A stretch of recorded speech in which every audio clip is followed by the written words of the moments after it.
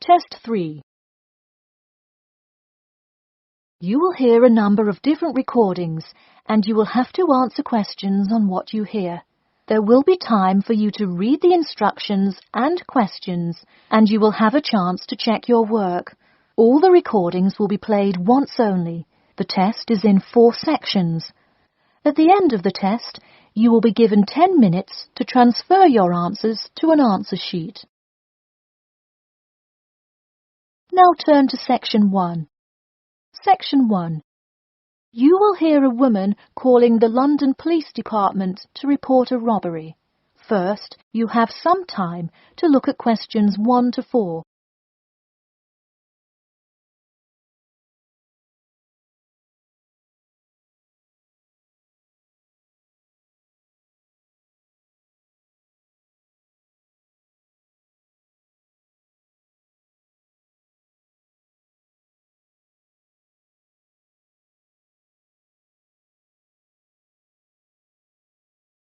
You will see that there is an example which has been done for you. On this occasion only, the conversation relating to this will be played first. Hello, London Police Department. Yes, I would like to report a robbery. The woman says that she would like to report a robbery, so robbery has been written in the space. Now we shall begin. You should answer the questions as you listen, because you will not hear the recording a second time. Listen carefully and answer questions 1 to 4. Hello, London Police Department. Yes, I would like to report a robbery. All right, just a minute while I pull up the form. OK, could you give me your first and last name? Anna Grieg. Anna Gregg. G-R-E-G? No, Grieg. G-R-I-E-G. Got it. All right, moving on. Gender, female. Date of birth? 15th of March, 1980. All right, thanks. Just a few more personal information questions, and then we can address your claim. All right. What's the address? 4 Ellendale Street. That's E-L-L-E-N-D-A-L-E. All right, Ellendale Street. Yeah, we've had a lot of break-ins in that area lately. And the postal code? W5 2AT. And are you a citizen of the UK? No. OK. What type of citizenship do you have? Well, I lived in the United States for most of my life, but I am actually of Grenadian nationality. OK. So is that the country that issued your passport? Yes. All right. Before you hear the rest of the conversation, you have some time to look at questions 5 to 10.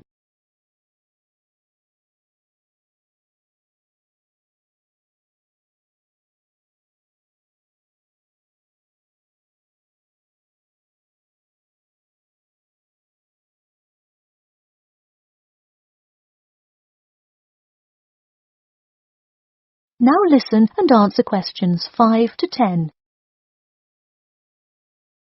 And what is the crime you're reporting? I already said a robbery. Oh, right. Sorry. This is about the 100th robbery report I filled out today. Have you had any prior break-ins? In the building or just my flat? The unit below mine got broken into last year. No. Just your flat. Oh, then no, not here. All right. Let's see here. Can you think of anything that was out of the ordinary around your building, or anyone who may have had reason to do this? No, it seemed like just a normal evening. I didn't see anyone suspicious and can't think of anyone that would target me specifically. How long has this been your place of residence? Let me think. I moved in on February 1st and it's October, so it's been about 8 months already. Wow, time flies. And that is just for Ellendale, yeah? Yes, I have lived in the UK for just over 1 year. I see. Can you give me the first and last names of all members of the household? Actually, I live alone. OK, so no other occupants. And can you give me a brief account of what happened? I left to go to a dinner party at 6 p.m.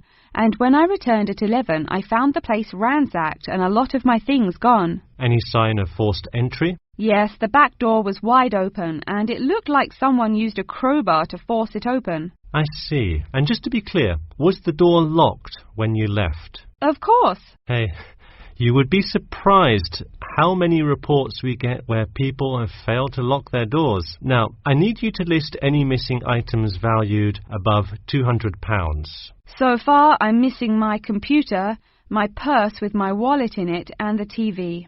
OK, let's start with the computer. What is the estimated value? £500. And what is the serial number? G416870. Thank you. And a visual description? It is a black 13-inch PEMDAS cloud book. There is an Oxford sticker on the lid. OK, and could you give me a description of the purse? Sure, it's a Claude Frieda shoulder bag and the material is silver-coloured cloth. Price? £300. OK, that concludes my report. I'll submit it and we'll let you know of any developments. That is the end of section 1. You now have half a minute to check your answers.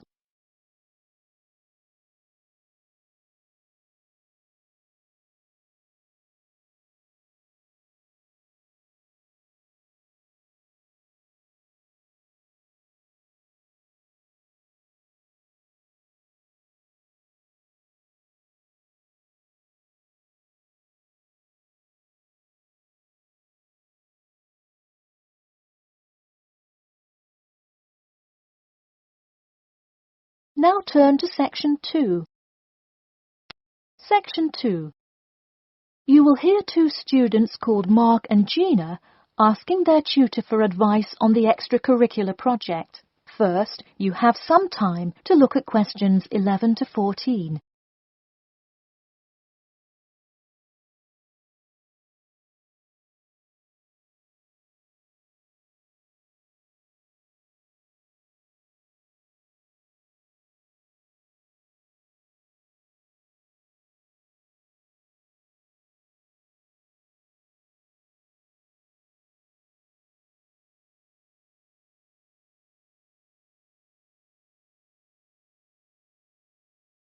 Now listen carefully and answer questions 11 to 14.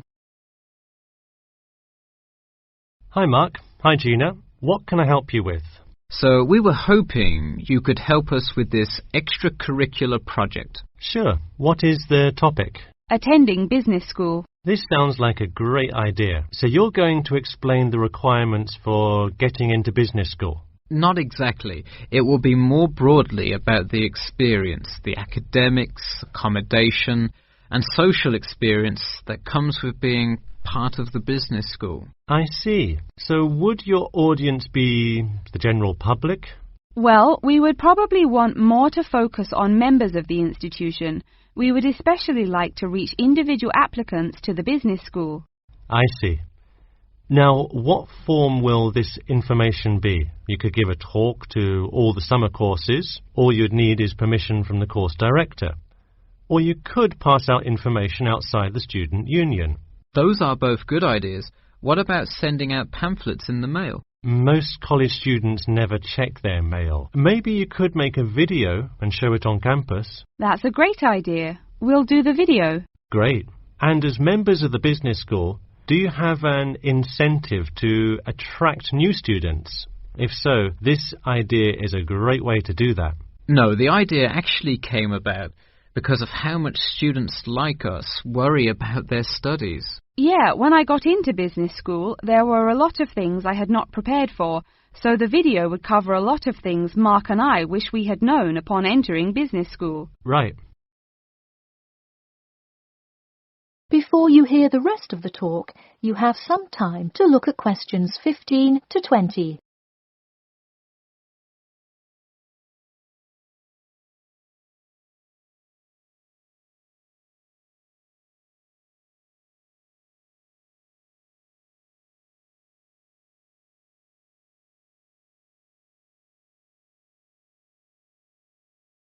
Now listen and answer questions 15 to 20. What would you talk about first? The first and probably most important section would be academics. Good idea. So, would you provide guidance on what courses to take? We want to focus especially on the approaches professors take, their teaching methods.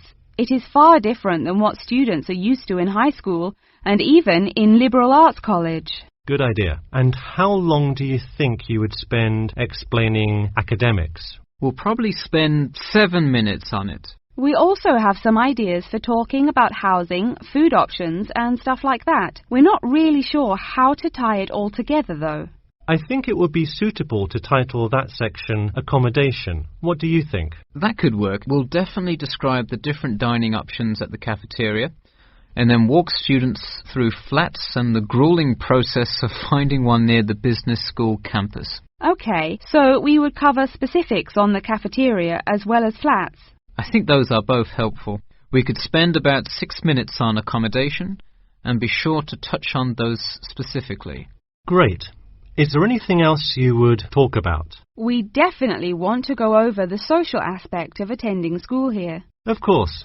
I think it's good to have a little fun once in a while when you're working so hard in school. I think we are going to introduce new students to the disco that so many upper-class men know and love. Maybe we'll include a few other places too, but that's the main one. We're also going to invite students to the international evening taking place in the first week of school as a great chance for our large international student population to meet a lot of other new students. It can definitely be hard to meet people as an international student. I think that is a great idea. You may want to spend slightly longer on this section than the other two.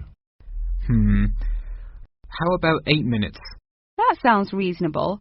So overall, the introduction should take 3 minutes and then the conclusion should take 4, giving us a total of 28 minutes. I wouldn't rush your introduction. Maybe give it between 4 and 6 minutes. The conclusion, though, can be shorter since it's just a quick refresher of each of the topics. Give that not more than 2 minutes. Okay, so in total, the video should take about the same time, just more intro and less conclusion? Precisely. All right, we're going to get to work on our video. Thanks for your help. That is the end of section 2.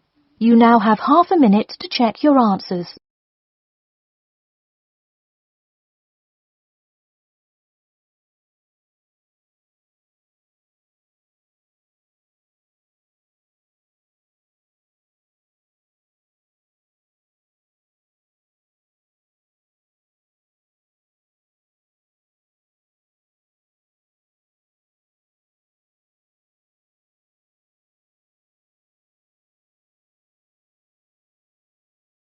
Now turn to section 3.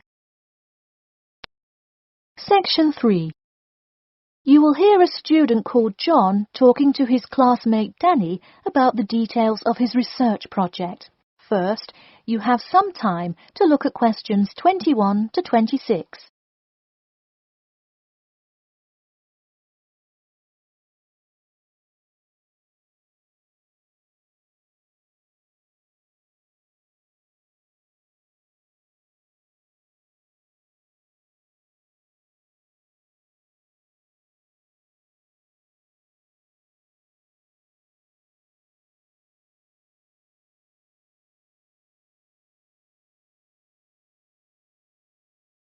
Now, listen carefully and answer questions 21 to 26.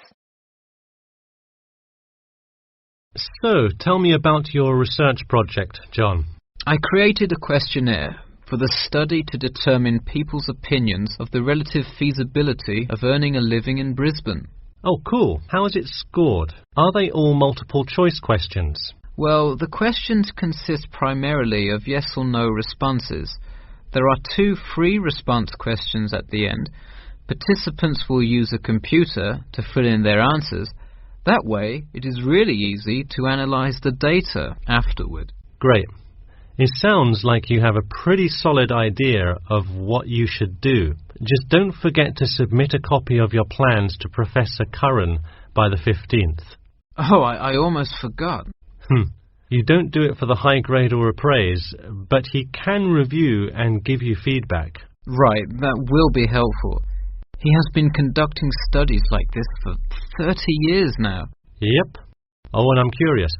Are you going to be in the room giving subjects directions for the questionnaire? Well, I think the instructions will be provided by another representative who will not be analysing the data. I want them to feel they can answer and be completely anonymous, so I will not be in the room. Anonymity is really important for this study. I agree. Good idea. You should tell the representative to remind subjects to fully consider both sides of each issue. Sometimes it's really easy to immediately check yes or no without stopping to think about it completely. That's so true. It's like a race to finish the questionnaire first or something. I'll make sure to include that in the instructions. This report has to be perfect. Wow, what's the big deal? I know it's part of your grades and all. Well, it's that, but also a well-executed study could grab the attention of faculty in the department, which would be a huge deal. So, for attention? No, silly. I mean, I could really gain the respect of professors who may later take me on as a graduate student in their labs. Oh, I see. Before you hear the rest of the talk, you have some time to look at questions 27 to 30.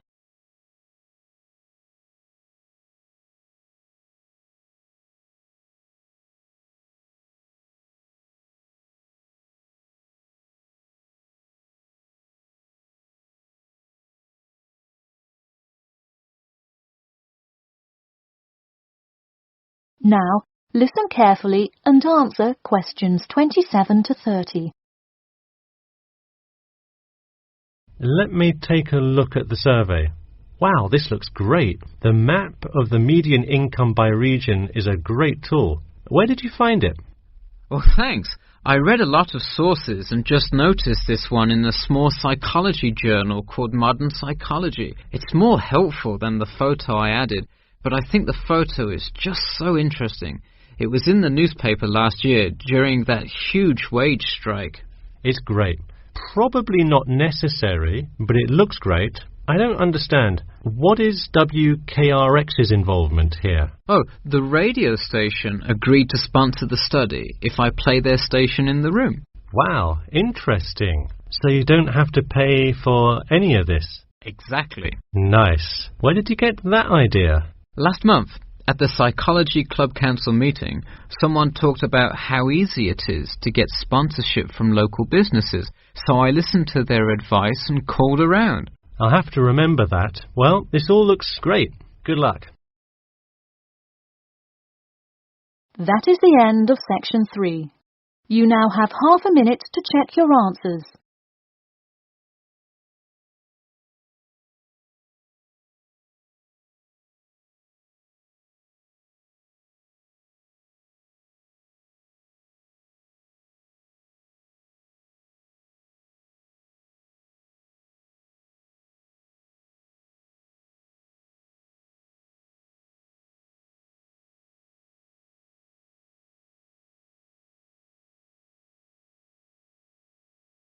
Now turn to section 4. Section 4. You will hear the beginning of a lecture about the Pleasanton Town Market. First, you have some time to look at questions 31 to 40.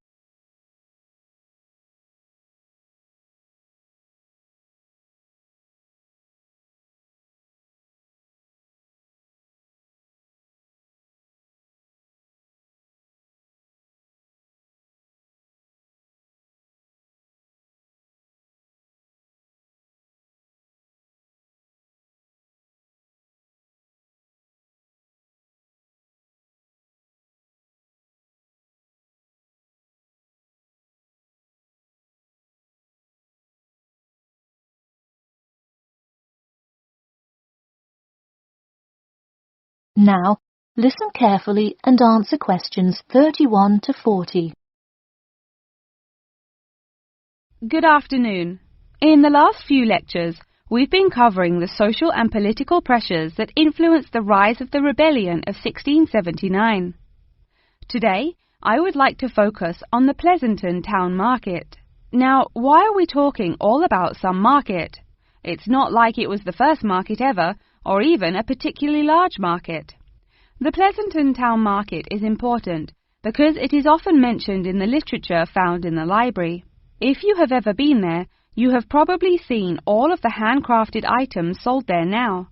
But what was originally bought and sold in the town market? In the beginning, the market sold products such as meats, furs, and simple tools. Over time, though, it became known as the place to find quality livestock. People came from all over the world to find the biggest and best cows, pigs, and chickens. In fact, the profits from the town market became the savior of a plummeting economy during a time of much turmoil. Not to be confused with the Reconstruction era, a period of rapid development came about in the 1660s as a result of the market's vendors contributing their profits to building up much-needed public facilities and defense, which would later make a huge impact on the outcome of the war. For many years, the market flourished and began to draw in large tourism crowds in addition to the throngs of livestock customers. However, as revolutions in farming came about, more people moved to farms far from the city centre. Customers grew more and more reluctant to travel all the way to the town centre for their meats, when they could easily choose to buy from local farmers near them for a fraction of the price. With such a fall in the profits of the town's major profit generator, some quality town planning was needed. In the mayoral election of 1668, a young man of little fame just barely claimed the popular vote, none other than the now legendary John C. Wiley. Wiley's first decision as mayor of Pleasanton was to deal with the quickly failing town market. The building with the large clock was a landmark that had symbolized growth in Pleasanton for a generation. Wiley decided to use the notoriety of the town market to set an example. During the historical Rotterdam Rebellion, Wiley gave all those involved lifetime prison sentences in the very same building. It stayed a prison for about 50 more years until they transported all remaining prisoners to other facilities and turned it into the historical monument today.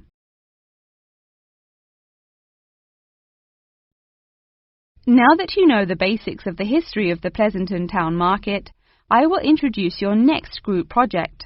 I want you to make a short film based on the real historical events that occurred in Pleasanton before and during the uprising. I will give you some class time to look through the library's reference section, but you will be responsible for conducting further research outside of class. I suggest starting by looking for information on the market itself. You'll find plenty of information. In fact, some students complain that there is actually too much information on it. On your own time, you could find family members of old war veterans to conduct interviews. Sometimes they provide wonderful insight that you wouldn't find in proper history books. But be careful, an interview that is riddled with bias is useless. I myself have some very old photographs here that you are welcome to take a look at for some inspiration. I'm lucky enough to own this one of Jim Wiley himself. Very interesting to see, but does not provide enough information to add much to your film. Feel free to take this film into whatever direction you choose. You could even do a crime thriller based on real outlaws. All you would have to do is look through the newspaper archives in the crime section during that time period. Try to get as much detail as you can, but you may end up having to draw your own conclusions. Okay, that's enough from me, so let's go on to... That is the end of section 4. You now have half a minute to check your answers.